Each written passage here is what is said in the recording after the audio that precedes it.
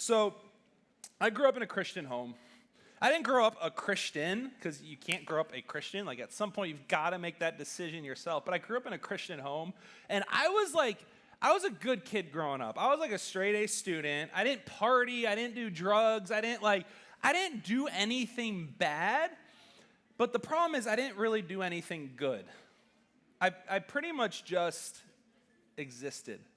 Anyone ever feel that way? You don't really do anything too bad, but you don't really do much that's fulfilling.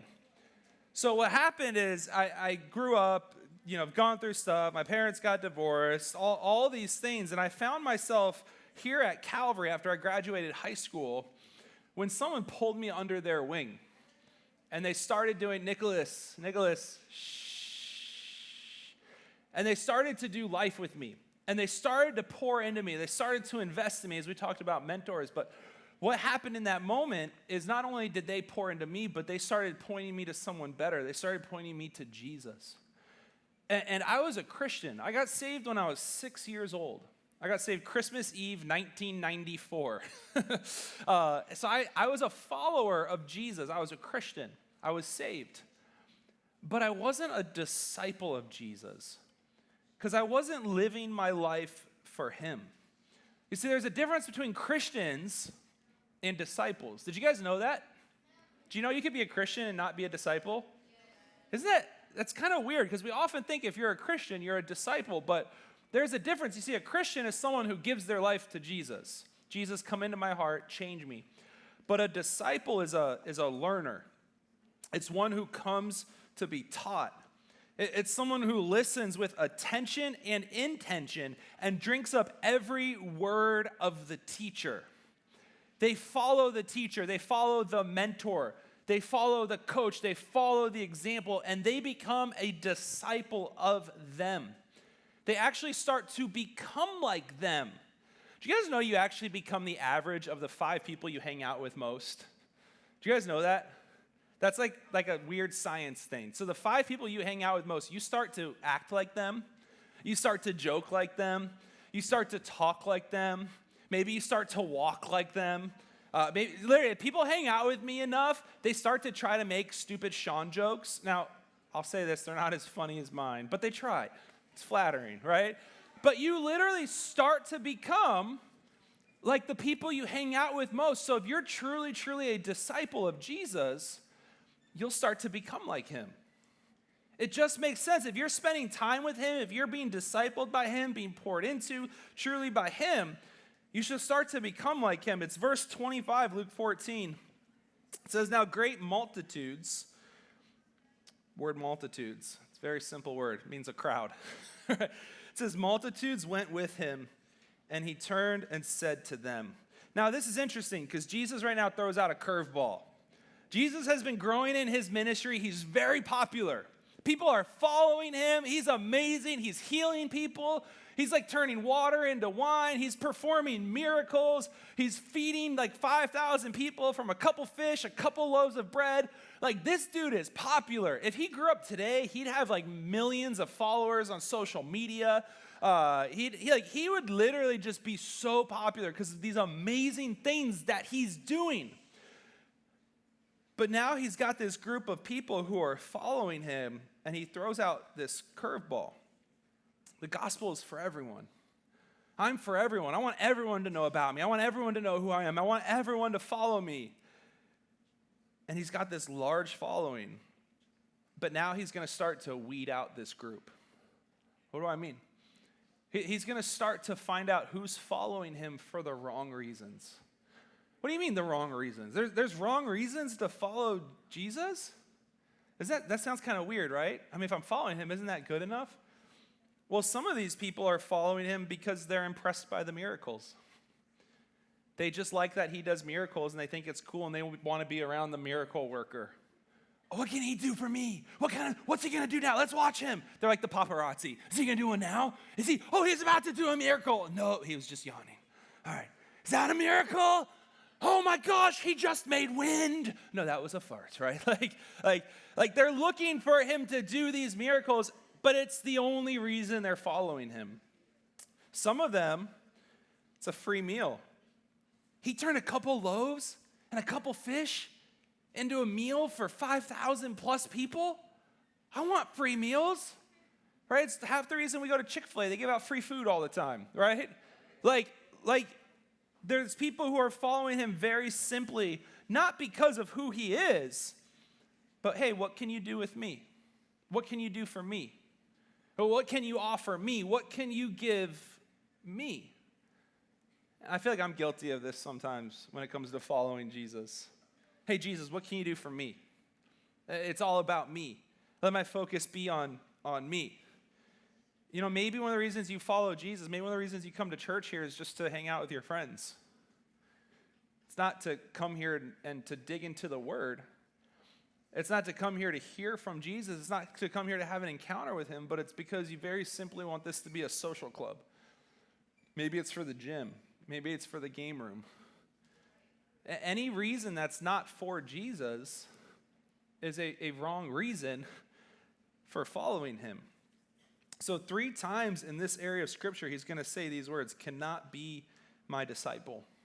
So he's going to give us some requirements. It's 4 points. If you have a journal, I'd love if you guys would write these down for being a disciple. Because our goal, our hope, our prayer is not that you guys would be Christians.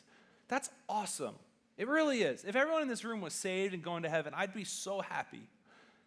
But it's even better if you guys are disciples of Jesus. It's not easy. It's very hard. I'm going to be honest with you, but it is so worth it. Listen to this, verse 26. If anyone comes to me and does not hate his father and mother, wife and children, brothers and sisters, yes, in his own life also, he cannot be my disciple. That's crazy. Who here hates their parents? You can follow Jesus. No, don't raise your hands. I'm going to tell your parents, not you, him. No, listen. That is not what this means. Number 1, if you're taking notes, love God more than anyone or anything. First requirement to being a true disciple, follower of Jesus, follower of God, devoting your life to him, is you love him more than anything or anyone. When Jesus says hate your mother and father, he's not saying burn with anger towards them and hope they die a painful death. That's not what he's saying. But he's saying your love and devotion for him should be so great that everything else really seems like nothing. It seems like less. He's not telling you to hate them, okay? I want to be clear. Our God is a God of love. He's not a God of hate. But he's saying you should be so devoted to him that even a relationship, father, mother, brother, sister, whatever it is, boyfriend, girlfriend, that you would elevate above him, that can't happen. He needs to be the number 1 relationship in your life and the number 1 really thing in your life, above that sport, above that game, above that hobby, above that activity. And this is a hard one because we so often want to be liked by people, right? Everyone here, you want to be liked by people? All right? It hurts. Like, I'm one of those people. It's funny. I mentioned The Office earlier. There's this character named Pam on the show. And she's like, there's someone who didn't like her. And she's like, I think I'm a very likable person. Like I think if the Taliban, this terrorist group, met me, I think they'd like me. Like she so badly wants to be liked. And I think we all desire that. We want to be liked. We want to be accepted. We want to be popular. We want these things. But the reality is, Jesus right now has all the popularity in the world. And he's actually trying to lose followers. He's trying to tell people what it costs to follow him. He's trying to weed out these ranks. And here, you got to understand this. You're either going to have peace with God and discord with people, or peace with people and discord with God. But you can't have peace with both all at once. If you are a truly devoted follower of Jesus, not everyone's going to like you. And you've got to be willing to accept that. And I love, there's a story in the book of Genesis, this guy named Abraham. It's a crazy story. He has a son named Isaac that he waited 99 years to have this son. And then one day God tells him, I want you to sacrifice your son to me. So he goes on this journey. He wakes up early in the morning. And he goes to this mountain and he prepares the sacrifice and he puts the wood down. And his son's like, Dad, where's the offering? Where's the ram? Where's the goat? Like, what are we offering? And I can't imagine what's going through Abraham's mind. He's like, God, this is the son that you promised me, but you're asking me to give him back to you right now. So he puts him down. He puts him on the offering table. And he's getting ready. Like, I have this image in my head of like slow-mo. He grabs the knife. He like pulls it back. He's getting ready to kill his son, and God stops him. And God provides a different sacrifice. And it says, Abraham, I was just testing you. I want to see if you were truly devoted to me or if your son was more valuable to you than me. God's not really truly going to say, hey, guys, I want you to kill your kids, but do you love him more than you love anyone else? Number 2, it's verse 27. It says, whoever does not bear his cross and come after me cannot be my disciple. Number 2, it doesn't say this in this verse, but earlier on in Luke it says these words, deny yourself and take up the cross. If you want to be a disciple of Jesus, you got to say no to yourself. And you got to take up your cross. Now, there's some weird people, I feel like, I don't know if it's okay to say weird, but that they literally, in these moments where they read this verse, they like literally build a cross and they like carry it around. They're like, look, I'm picking up my cross. Look how spiritual I am. Like, guys, please don't do that. There's not enough room in this room for y'all to bring crosses to church. Like, well, that's why I have it on a necklace. It's easy to pick up. It just hangs on my neck. Look, I'm such a disciple because I picked up my cross, right? That is not what I'm saying, right? Some of y'all are like, well, I play lacrosse. Does that count? No, that doesn't count either, all right? Deny yourself. To deny yourself literally means to disdain, to disown, to forfeit, to totally disregard self. We're all selfish. Isn't this encouraging? All right, I'm selfish. Guys, listen, when there's like one slice of cake left on the table or one steak left or whatever it is, and I try to be polite because I don't want to look like a jerk. I'm like, does anyone want the last piece of cake? I'm not asking because I care about others. I'm asking to look good because I want the last slice. So when someone's like, oh yeah, I'll eat it, I'm like, you jerk, I hate you, right? I'm like, I want that last slice of cake. Why? Because I'm selfish. Because I care about myself. But to follow Jesus means I say no to myself.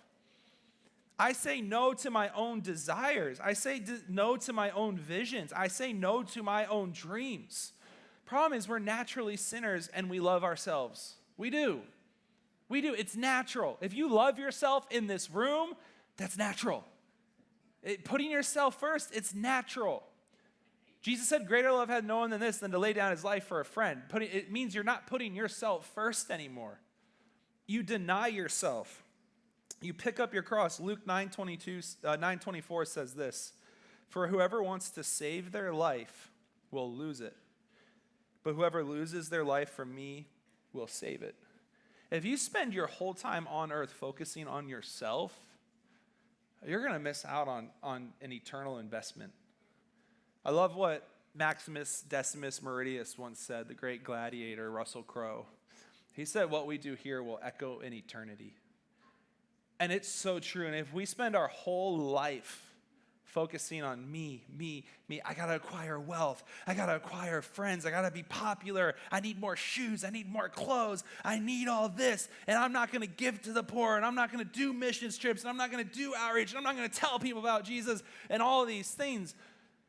That's awesome. You're going to have so many cool things here on earth. Eternity is going to be really sad for you without Jesus. We've got to deny ourselves. And we got to take up our cross. What does that mean? Well, the cross, it's funny that we wear crosses as jewelry because the cross was like the electric chair. It was a death tool. It was a way you'd kill people. Can you imagine if we wore like an electric chair necklace? Yo, what's up? People die on this. You like my necklace? That's what the cross is. So when it says pick up your cross, it's your own personal experience. It looks different to everyone, but it literally means you die to yourself, to your own desires, your own dreams, your own vision. But here's what happens is Jesus has better dreams for you. Jesus has better desires for you. Jesus has better visions for you.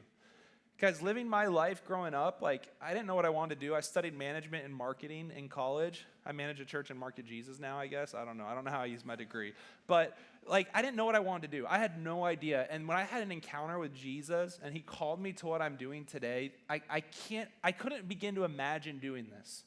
Growing up, I never thought this is what I would do. There were so many other things I wanted to do. I wanted to be a professional basketball player, professional baseball player. I wanted to be a Dalmatian dog. Like, I wanted to listen, okay, it sounds stupid, but I was 14 at the time. Give me a break.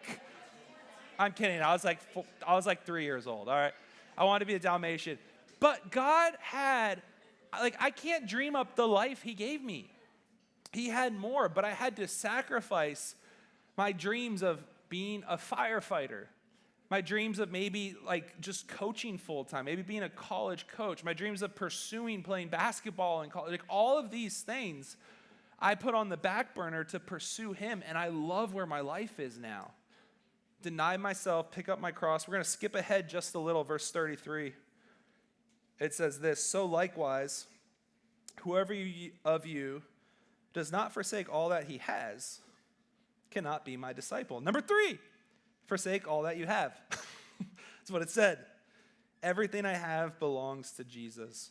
We briefly talked about this, so I'm not going to jump into this, but I'm very simply going to ask you, what's your God? What's the number one thing in your life? You've got to be willing, and you don't have to answer that out loud, but wrestle with that question. Because for me, sometimes in the morning, it's Instagram.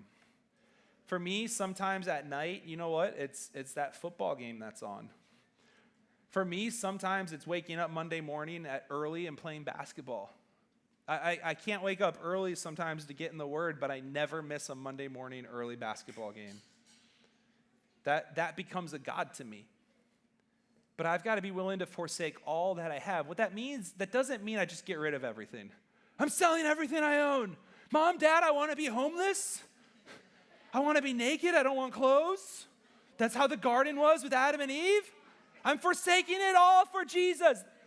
Guys, please don't be weirdos. Christians get bad names already. But what that means is everything else comes second, third, fourth, fifth, sixth, and Jesus comes first.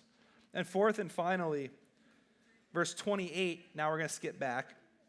For which of you intending to build a tower does not sit down first and count the cost, whether he has enough to finish it, lest after he has laid the foundation is not able to finish, all who see it begin to mock him, saying, this man began to build and was not able to finish. Or what king going to make war against another king does not sit down first and consider whether he's able with 10,000 to meet him who comes against him with 20,000? Or else, while the other is still a great way off, he sends a delegation and asks conditions of peace. Number 4, count the cost. What do I mean by this, count the cost? This is very, very simple. There's this thing in the business world. I told you I have a management degree, so I'm going to sound really smart here for a second, called opportunity cost. It means if you say yes to something, there's a cost somewhere else. I said yes to being here right now, so what does that mean? That means I'm not at home with my wife and my son.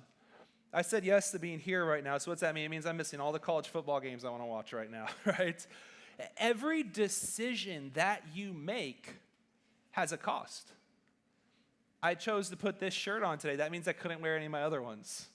It's like, sometimes it's little, but sometimes it's big. Hey, you say no to going to a party, right? What's the cost? Well, it could mean that people think you're weird, that they think you're a nerd, that they think you're the strange Christian. But Jesus says here, if you're going to build a tower, you better make sure you have enough materials. Don't start building. If you're going to go to war, you better make sure your army's good enough. He's like, you've got to count the cost. We live in an impulsive world, right? Amazon's like the worst thing that's happened to the world because you can buy so many things without having to think about it, right? It's like free one-day shipping, woo! You wake up in the morning, there's just random stuff on your doorstep. You're like, whoa! It's weird. I order the stuff, and I get excited that the package is coming. I'm like, what is it? Like, you ordered it, Sean. You know what it is, you dummy. But it's so impulsive. I go on there, and I'm like, I didn't need a sock for my coffee table, right? But it was a great deal on Amazon, right? We live in an impulsive world. people all the time, we talked about marriage recently. People just go off and get married, right? They elope.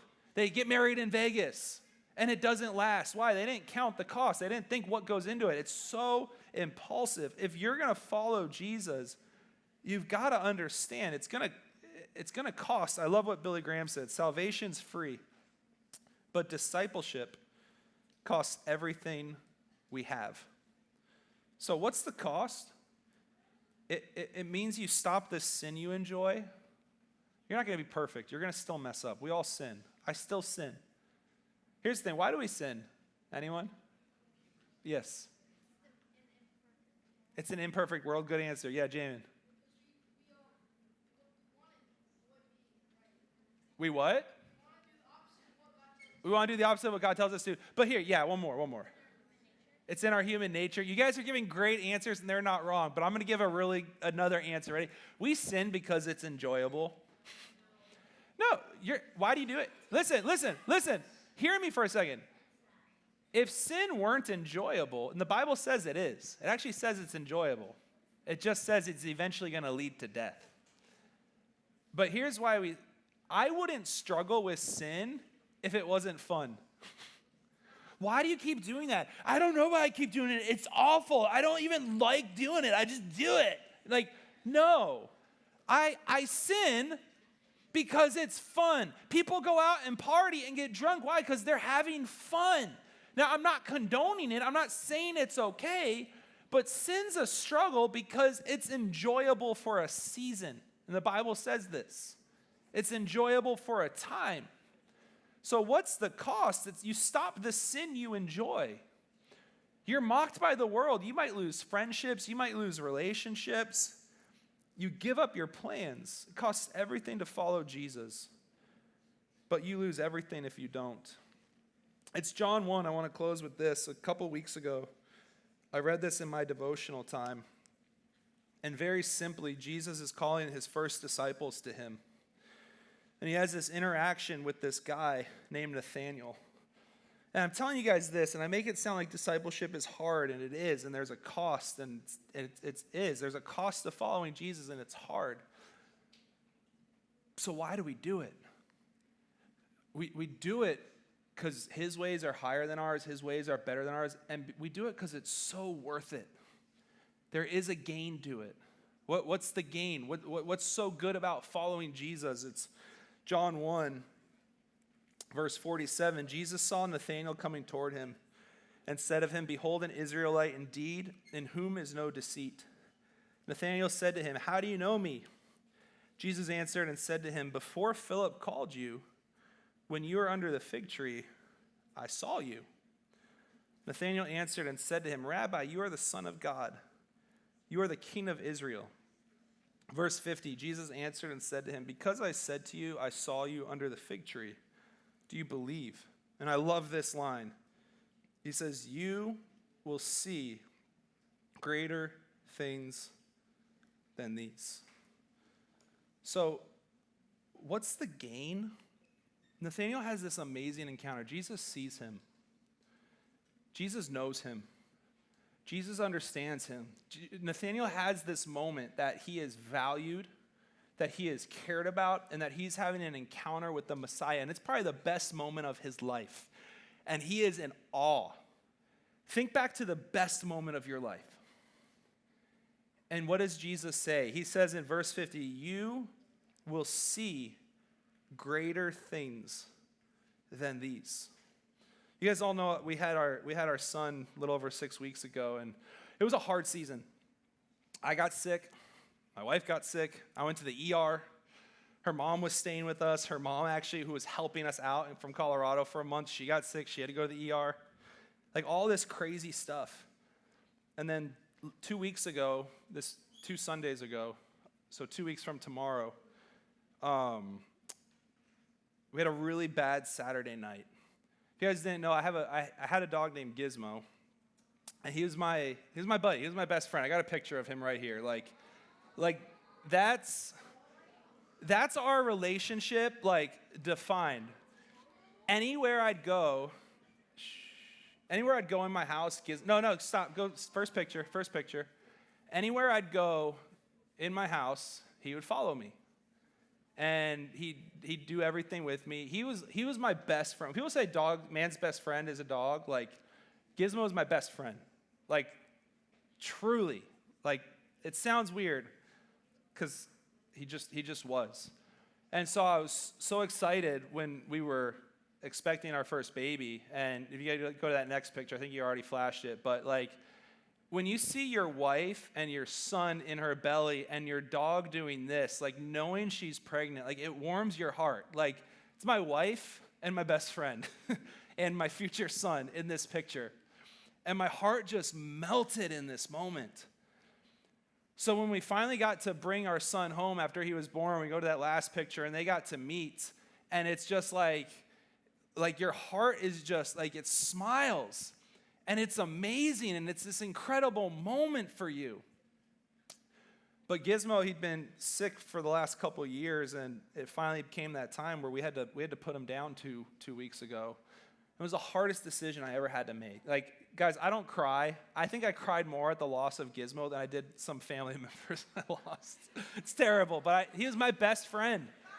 So I'm sitting on the couch a couple days later, and I have Theodore, my son, in my legs. Like, I have my legs up, and I'm just sitting there, and I'm bouncing him and playing with him. And I'd go to him, and I go, Theodore, I'm like, I lost my best friend. I'm like, so that means I don't have a best friend. And he's just sitting there looking at me, this blank look on his face. And then I go, you know what, Theodore, I got an idea. Like, you can be my best friend. And literally right when I said that, my son cracked the biggest smile I've ever seen him make. And it was literally minutes after I read this verse where Jesus tells Nathanael, you will see greater things than these. Worship team, you guys can come up. Guys, I want you to know it costs a lot to follow Jesus. But when you have this moment, I will never forget the moment where I told my son he's my new best friend, and he gave me the biggest smile I've ever seen.